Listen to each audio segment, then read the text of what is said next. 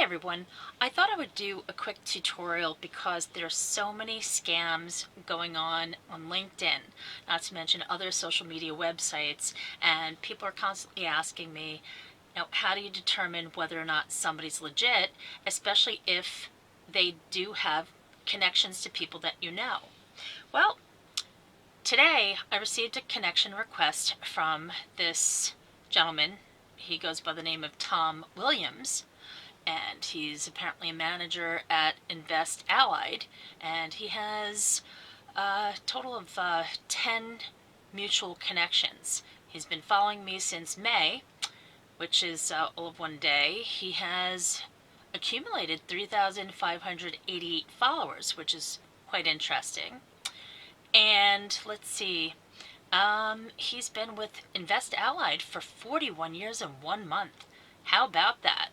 And he's the managing director, or what? No, he is managing director of Hindustan Petroleum Corporation Limited for 63 years and 5 months.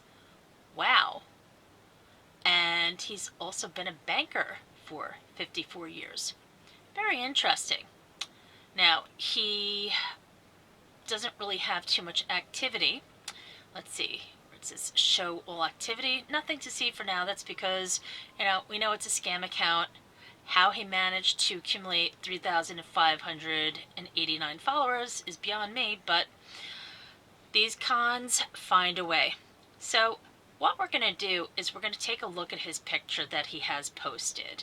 So this is the picture, and what I did was I downloaded it, and now what we're going to do is we're going to go to Google's reverse image search.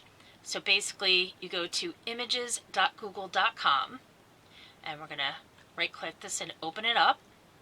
Now it's going to bring you to a page that looks like this, and in the search bar you have a choice. You can search by voice or you can search by image.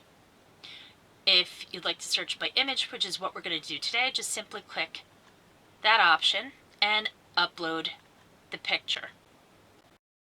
So here's my saved image of Mr. Tom Williams, and let's see what happens. Lo and behold, Tom Williams is actually Todd McClay, a member of the New Zealand Parliament.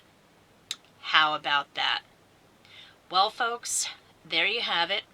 It's a very simple way to figure out whether or not the person is legit. I knew that this was a scammer long before I decided to create this video, but it's kind of timely that I would get one of these fake requests.